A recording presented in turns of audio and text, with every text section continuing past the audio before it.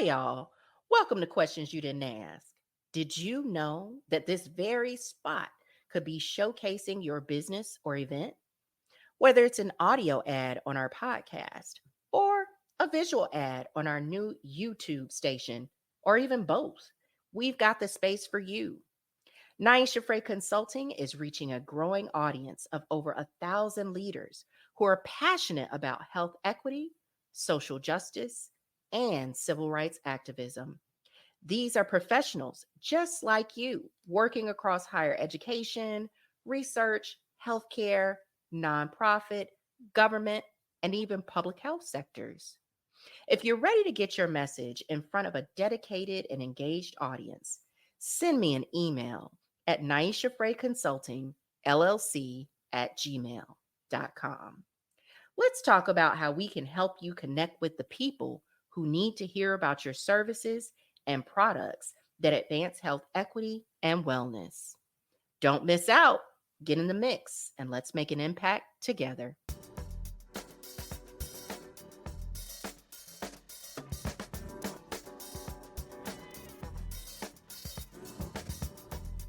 Welcome back to Questions You Didn't Ask with me, Niasha Fray, and my guest, Julissa Soto, as we continue the series, Ready or Not, the real talk Black and Latino communities need.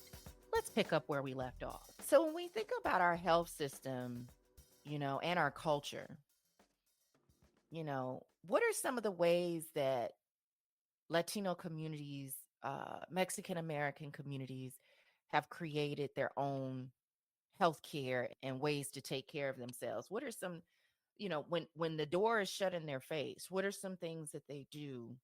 Or when they can't find the door, what are some of the things that they do to take care of each other that you can share? You know, what we do is go to the meat market. The meat market is like a pharmacy, it's like a Walgreens or Walmart or something like that. But the meat market, you as a Latino will know where to go, and then you find your medications there. You talk to people that they're providers in our country, but they're not allowed to work here. Sometimes we have no other choice but to go through the back door at the meat markets because, when we get to the emergency room, we get discriminated and sometimes not even they don't see us, right? Or the Federal Qualified Health Center, you have to have your ID, you have to have an address, you have to have a lot of documentation to be seen. But when you go to the meat market, you talk to whomever you need to talk to, and we get our medication there. And I'm sure that that brings with it a lot of risks, in regard to having to get your health care that way. So there probably been some things that work really well, and then some things that, folks are just hoping and praying don't harm them more than help them. Is that true? That is true. That is true. And we know that when we go to a meat market, we're risking our own health. But to be honest with you, we prefer to go to the meat market where we know that we're going to see a smile. Yes, we might be at risk with the medication, but we're also thinking that about the white folks. We're always thinking that the white folks want to do us wrong, and we Mm-hmm. don't trust them. So we trust somebody better that is from our community, and we know that they're going to have better intention than the Anglo community. That's what we think, right? That's why we go to the meat markets. So a lot of the times when I do my keynote speaking and I talk out there in the community, the white folks are like, oh my God, she says white a whole lot. She comes after us a whole lot.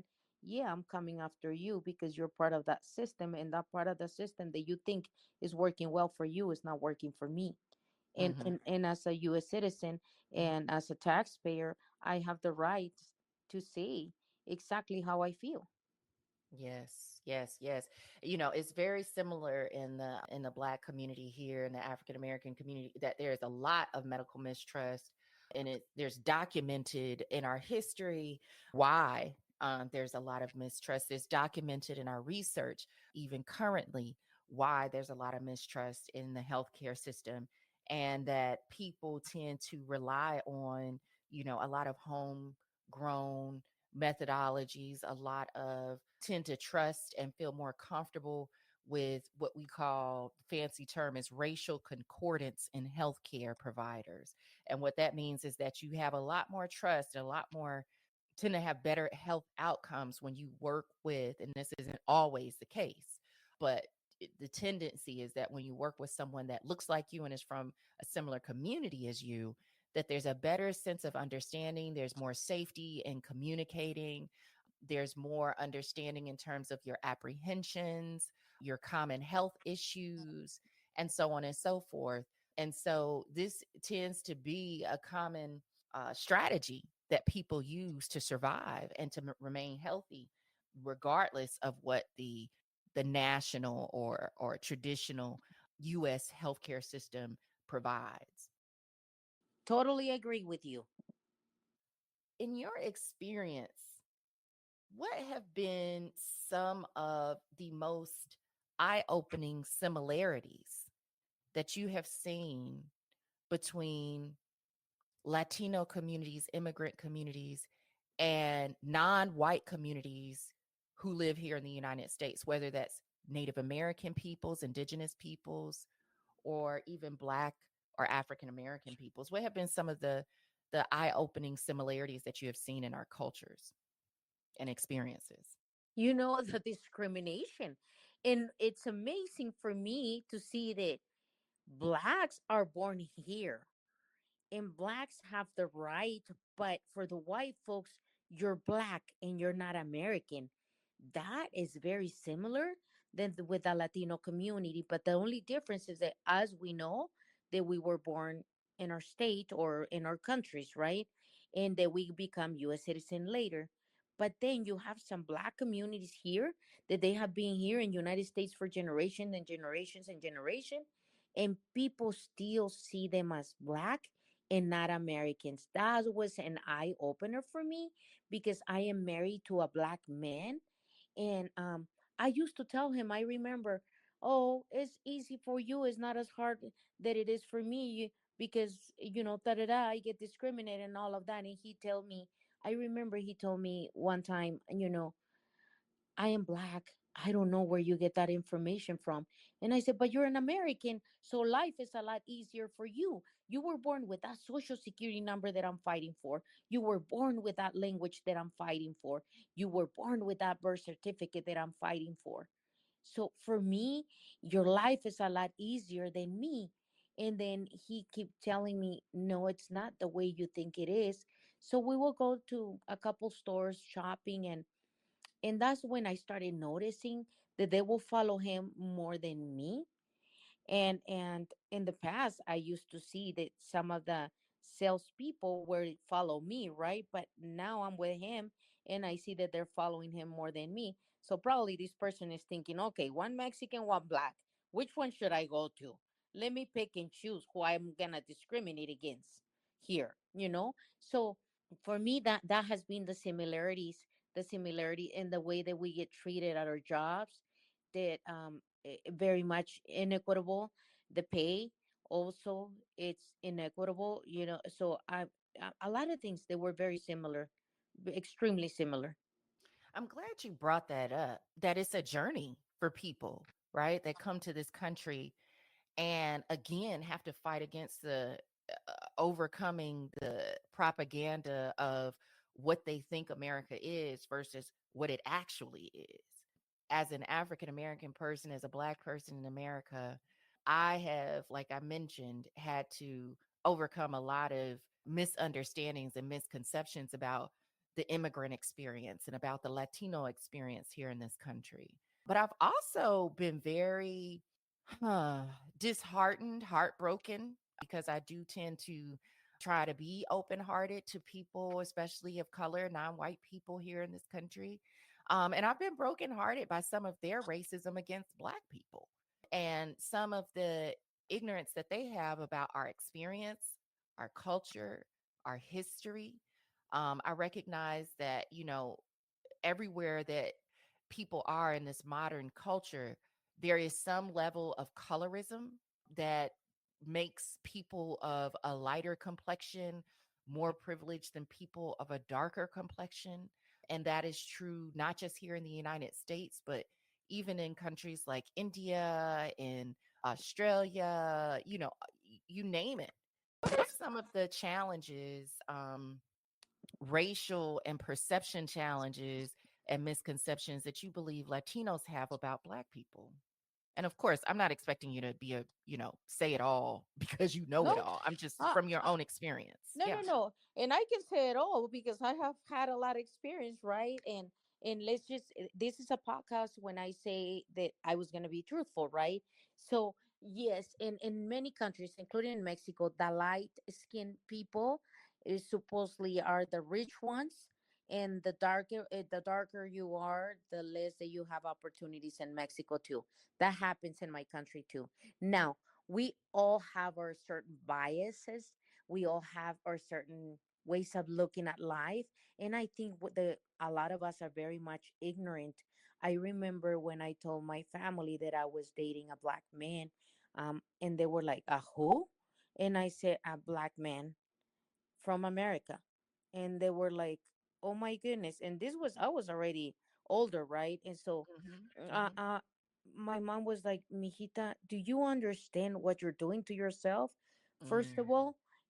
of all, you're a woman, and you're the type of a woman that is super rebellious here in Mexico. You think a little bit different, and now you're gonna bring a man that is not part of our culture, because our Mhm. man can marry women from other cultures. That's look at it, that's being seen normal. But a Mhm. woman needs to stay among the culture so we Mm. can keep our heritage alive. Mhm. Mhm. Mhm. So that's her responsibility, but I never care about that, right? So I started, even among my family, I never believed that discrimination existed, and racism, but it did, because when I married my husband, a couple people didn't want to show up for the wedding just because he was Black. And I seen the same thing and vice versa.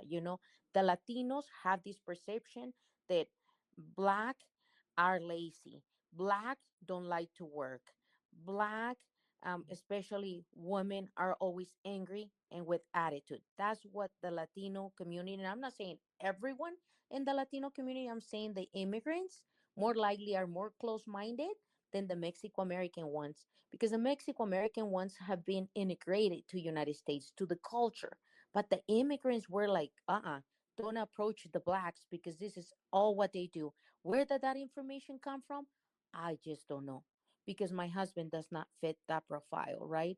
So, and vice versa, when I'm hanging out around my husband family, I can see that his grandma and his family would prefer a Black woman for him, just Mhm. by the Yeah. comments they make, just by the comments, the gaslighting comments. I Mm. know that they would have preferred that too, right? But I'm very aware of that. And they also make comments like why they don't speak English, and comments like, why is it that 20,000 live in one home? you Mm. know Mhm. so it goes both ways. But for the government, this is to their benefit. If you and I don't get along, if you and I don't work together, Yes. more power to them and less power to us. Because if Black Mhm. and brown communities would unite, honestly, Black and brown, just Black and brown, don't even count Asians, don't even count Native Mm. Americans, what we will do. We will kill it, right? We will do so many good things, right? But we are so ignorant with our closed minds that we Mhm. can't get along, and we discriminate against each other when things like this had happened to you and to me. Why is it that we continue treating each other the way that we do? If you're enjoying the show as much as we love creating it, consider showing your support by buying us a cup of coffee. Visit buymeacoffee.com slash Niasha Fray O. That's buymeacoffee.com /Niasha Fray O. All one word. Each cup is just $5, and every single one helps us continue to produce, develop, and sustain the high quality content you've come to expect from Questions You Didn't Ask. Thank you for your continued support, and let's keep the conversation going. Good question. Good question. And the thing is that when we act out these attitudes, You're right. It just creates more and more division and divisiveness. And I have seen with my own eyes and experience both professionally and personally, multi generationally, the discrimination that Latino communities have against Black Americans. I've seen that discrimination even against African immigrants towards African Americans. And a lot of it has to do with the fact that our history is people don't know our history. People don't know how hard we had to work and how much we sacrificed in this country. And it always feels like a slap in the face because we know that if we hadn't sacrificed so much and worked so hard and fought so hard, that a lot of immigrants of color in particular would not have been allowed to be here at all. And so that feels like a major, major slap in the face when people come here and then they look down on us and they think that we're lazy. But we also know that that's a part of the propaganda. Like you said, the divide Yes. and conquer. It is an extension of the Willie Lynch theory, which, if you don't know about that, that is a whole doctrine of thinking that was adopted during slave trading time about how to keep people of color, Black people, African people, enslaved people separated based on these very superficial categories and demographic characteristics or job titles or places of work in order for them, one, to feel better than the other, to feel separate than the other, and to keep people from uniting, just like you said. Because even then, especially in the South, white people knew that if Black people and even some Native peoples were to truly embrace their unified experience and their unified culture and maximize that, their strength, that they would overturn and throw out these European colonialist, slaveholders, terrorists that had brought African people here and taken so much from Native peoples, from Mexican peoples, and so on. And so this continues to this day. And like you said, it's to our detriment, and we're feeling it right now. So let's talk a little bit about some of the political rhetoric that has been circulating, especially during election time. And from this 45th, who's soon to be 47th president, that he stood up 10 toes down and said that, you know, Latinos, immigrants, Mexicans, South Americans, Central Americans were coming here and taking all the good Black jobs, right? And pitting us together. How did that resonate? What did that feel like amongst Latinos and specifically Latino voters, like amongst the people that you work with and engage with? Because we have the data, It, and it seems that some of them agree with him. At least, if not on that point, they at least agree with him enough to vote for him. How did that resonate? This whole, Latinos are coming here and taking all the good Black jobs. when I heard the good Black jobs, I was like, I'm still kind of like, can somebody describe what are the good Black jobs? Because for me, last time I checked, everyone who has the good jobs is the white folks. So Hmm. I don't know, but I will answer to based on what I understand and my understanding of what just happened. You have those Cuban Americans, Puerto Ricans, right? Mexico Americans, they voted for Trump. I kind of got happy and sad about this. Let me tell you why. I was happy to see that now a lot of the people who have or not see us at all, now they know that the Latino vote matters because the Latino vote took these men to leadership, right? To the White House. Now, maybe next election, whomever is campaigning need to do a little bit better job educating those Latinos who are on the left side, right? And it's like COVID. When COVID happened, I was very sad that a lot of people were dying, but extremely happy that everyone saw the inequities in the unfairness and how the vaccine was delivered to BIPOC communities. I'm still mad to now, right? Because that's my work. My work is Yes. providing access to care for those, right? But Mm-hmm. for those Latinos who voted for him, a lot of times people are coming to me and saying, "Hey, what's up with your people?" And I said, first of all, it was the Cubans, and then it was the Puerto Up under the bus. Ricans, which is your Right. people. They tell me it's my people. Puerto Ricans are Americans. They're not Mm-hmm. Latinos. And so I'm like, know your know the map, know your history, know the everything, my friend, before you say my people. Mexicans were on the last poll of voting for him. Also, let me tell you what happened with the Latino community. Um, Mm. they felt also the Kamala, or vice president, Mm-hmm. or president. I want to call her president because she's a woman. So my president, um, it, you know, it target very much African Americans and other communities. The Latino community felt left out, and then they started saying, Mm-hmm. "Let's compare them.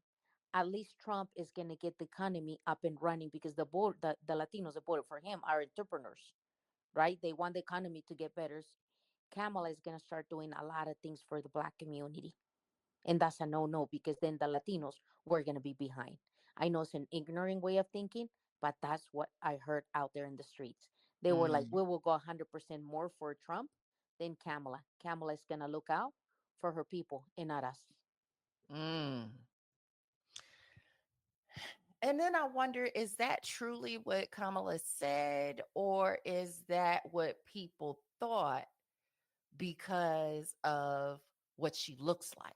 That she's a woman, that she presents as a Black woman, she embraces Black culture, and she's also Indian. Yeah. She is not Latino, Latina. She's Mm. not any of that. And is that what she said? Or is that what people just assume? So, I mean, today we're really talking a lot about these assumptions that Yes. drive people's behaviors and attitudes. I mean, because did you hear that from her, or do you feel No. like, oh, got you? No, no, no, my friend, no. I Every time she spoke with elegance, fierce, I I I never saw that my community it's feeling and seeing. And I honestly think it's racism and Mm-hmm. discrimination against her because she's people see the Black first and then a woman. So they were seeing um for me in my own way of explaining this, that everybody was seeing what they see as a downfall instead of, wow, she's a woman, she's Black, she's a woman of color, she's going to do a lot for BIPOC communities. I never heard her saying anything like that, but the Latino vote spoke up and wanted Trump, you know better than Kamala, right? So I honestly think it's a huge problem here. It's a huge problem with my community. And I don't know if it's because I cannot say that it's ignorance, because the voters who went for Trump, who happen to be Latino, are highly educated. So it's not like they don't understand. Mm-hmm. But I honestly feel, and they're never gonna say this, the things I'm saying here, they're never gonna admit that they're racist, that she was just a woman, and discrimination and racism that impact this decision. But Latina vote was very low for Trump. It was not as high as Latino man. So I honestly think it was that Latino machismo, the machismo of not seeing a woman who happened to be a president, Mm-hmm. who can be a president. I'm sorry. So I honestly think that not only her being a woman, but also being Black and the machismo had a lot to do with it. Yeah, and I would probably venture to say the racism probably won out over the sexism in this sense, because one of the things in the Black community that we talked about, at least amongst my friends, family, colleagues, and so on, is that Mexico has a woman president right now. Is that right? Yes, yes. I'm so excited. Third world country, we have a Mexican woman. I'm like, what's up? I'm I'm super excited and Yes. about my country finally. So I honestly think that race is number one because, Hmm. like you say, We have a woman president, and if the machismo would play a role, Hmm. she would never be a president in Mexico. Right, right, right. So we've got to confront that.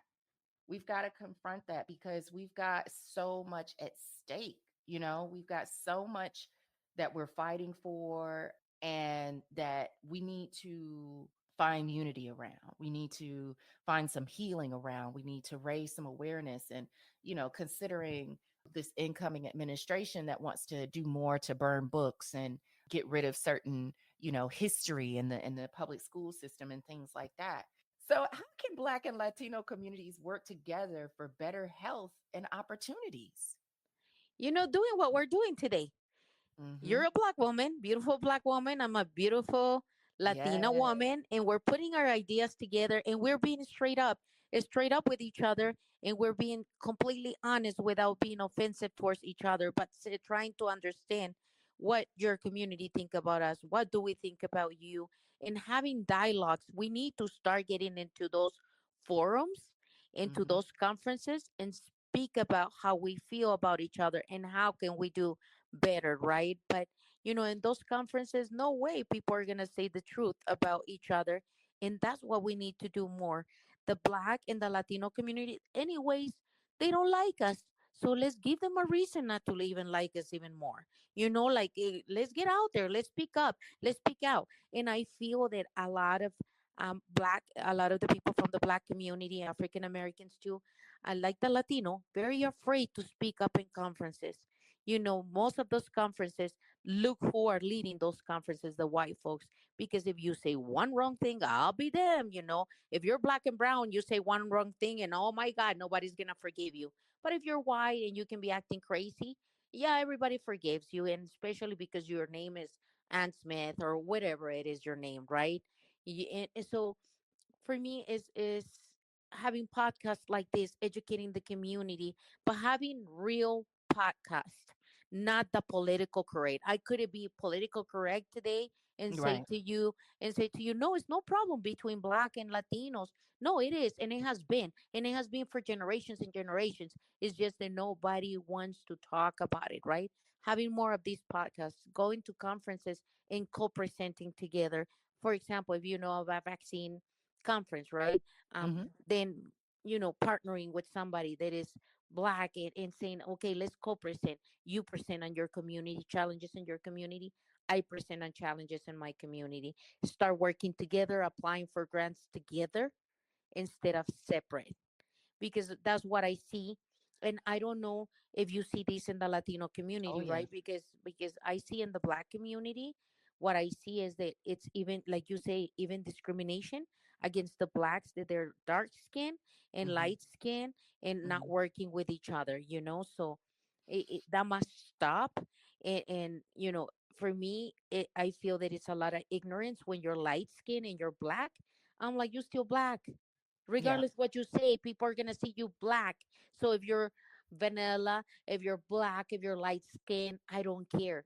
It's like with me, when I work with other Latinos, I always say that there's those Latinos and then the better Latinos, the Latinos who feel better.